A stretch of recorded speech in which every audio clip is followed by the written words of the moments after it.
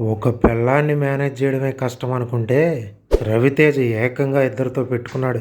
అసలు ఈ భర్త మహాశైలికి వచ్చిన కష్టం మన భర్త మహాశైలికి వచ్చిన కష్టం పగవాడికి కూడా రాకూడదురా బాసు. సినిమా హిట్టా ఫట్టా, స్టోరీ ఏముంది బాసు? ఇంట్లో బాలామణి, బయట మానస. మానాడు ఇద్దరిని మేనేజ్ చేయలేకపడి తంటాలు చూస్తుంటే పాపంరా రామ్ సత్యనారాయణ అని ఒక పక్క, వేసుకోరా స్వామి అని ఇంకో పక్క అనిపిస్తుంది. ఈ సినిమాలో రవితేజ గారి ఎనర్జీ ఒక ఎత్తు అయితే, సత్య వెన్నెల కిషోర్ గారు చేసే కామెడీ మరొక ఎత్తు. వీళ్ళు చేస్తున్న రచ్చ చూస్తుంటే థియేటర్లో నవ్వు ఆపుకోవడం చాలా కష్టం.